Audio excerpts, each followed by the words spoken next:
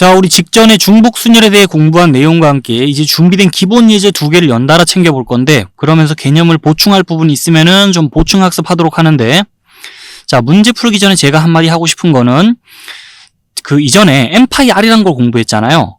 그 중복순열에 대해서 공부한 게 있으니까 문제를 보자마자 지금 이 문제에서 n이 몇이고 r이 몇이지? 이런 식으로 생각하는 친구들이 있을까봐, 자, 이 중복순열 파트에서 문제를 풀 때 그렇게 주어진 상황을 공식에 대입하듯이 생각하면 오히려 더 어렵고, 차라리 기존에 알던 경우의 수 세는 방법 있죠. 곱의 법칙 또 합의 법칙을 적용해서 경우의 수 세는 그 기본 원리로 돌아가서 자, 이 문제를 푼다 생각하면 오히려 이 문제들이 더 수월하게 해결이 될 겁니다. 그것부터 얘기해 두고 이제 이 신호 만들기 문제 보도록 할게요.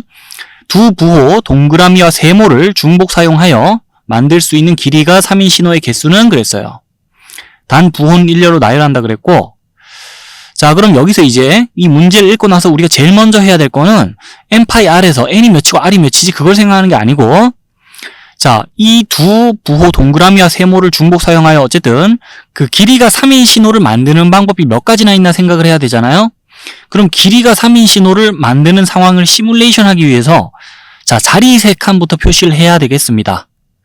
여러분도 문제 읽고 나서 저처럼 자리 3칸 표시했다 치고, 이제 이 자리에다가 길이가 3인 신호를 이 두 부호 사용해서 만든다고 생각하고 첫 번째 자리부터 바로 경우의 수 세기 시작할게요. 첫 번째 자리에 배치할 수 있는 부호는 동그라미하고 세모 두 가지가 되겠죠. 그 다음에 두 번째 자리 보자면, 첫 번째 자리에 동그라미란 부호를 배치했더라도 두 번째 자리에 또 동그라미란 부호를 배치할 수가 있습니다. 왜냐면 이 부호를 중복 사용 가능하다 그랬으니까. 그러면서 자, 첫 번째 자리에 배치할 수 있는 부호가 두 가지인데 그 두 가지 각각의 경우에 대해 두 번째 자리에 배치할 수 있는 부호가 또 이렇게 두 가지가 따라오겠죠. 동그라미하고 세모, 자, 각각의 경우가 이렇게 따라오고, 그러면서 이까지 봤을 때는 수영도가 가지 펼치는 거 보면서 곱하기 2 적어주면 되겠네요.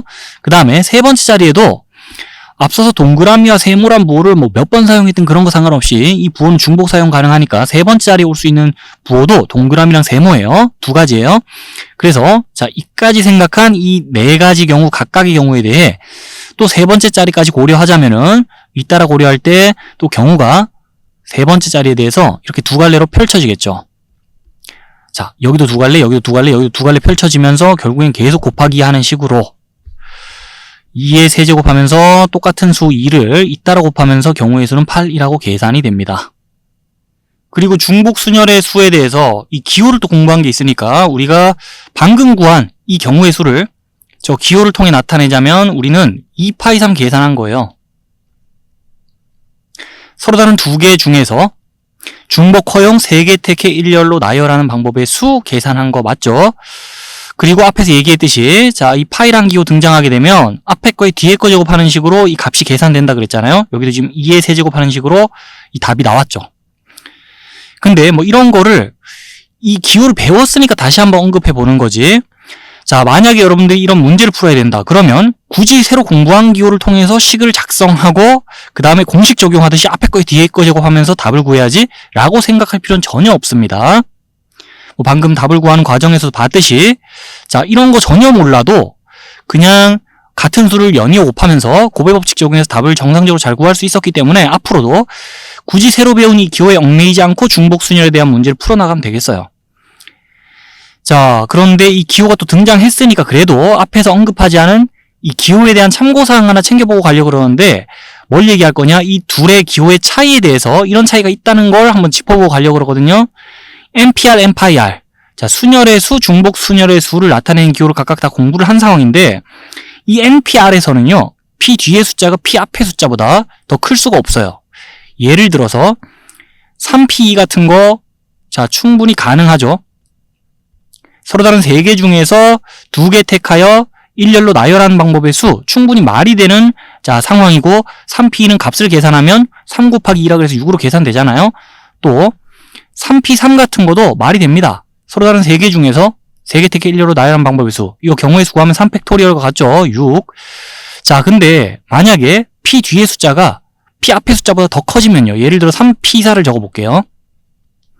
자, 이렇게 되면 이거는 말이 안 돼요. 일단 우리 집에 냉장고에 아이스크림이 서로 다른 3개가 있는데 그 중에 4개를 어떻게 택합니까? 그죠? 자, 그래서 서로 다른 3개 중에 4개 택해 일렬로 나열하는 방법의 수, 이런 경우에서는 여러분들이 구할 일도 없을 거고 그냥 이런 표현이 없다 보면 돼요. 말이 안 되는 표현인데, 그래서 NPR에서는 P 뒤의 숫자가 P 앞의 숫자보다 더 작거나 아니면 같아야 하겠지만, 반면 NPIR에서는요, 자, NPIR에서는요, 파이 뒤의 숫자가 파이 앞의 숫자보다 더 클 수도 있어요. 지금 여기서도 그랬잖아요. 그래서 자, 둘의 대소관계가 이럴 수도 있다. 예를 더 들자면 3파이 2 같은 거 가능합니다. 중복순열에서. 자, 그리고 또 3파이 3도 가능합니다. 말이 됩니다. 그리고 3파이 4 또는 3파이 5 또는 3파이 6 같은 거도 다 말이 된다는 거. 그건 다 중복을 허용하기 때문이에요. 중복을 지금 허용하기 때문에, 자, 선택 대상의 개수보다 이 중에서 골라서 나열하기 위해 택하는 거의 개수가 더 많을 수 있는 거예요. 그래서 둘 사이에 이런 차이점이 있다는 거 간단히 짚어보는데, 어쩌다 보니 기호에 대한 얘기가 좀 길어진 면이 있으나 다시 본론으로 돌아와서, 우리가 이 파이란 기호 새로 공부했지만 앞서 말했듯이 중복순열 문제 풀 때 이 기호 사용해서 식 작성하고 그 다음에 답 내려 할 필요가 전혀 없어요.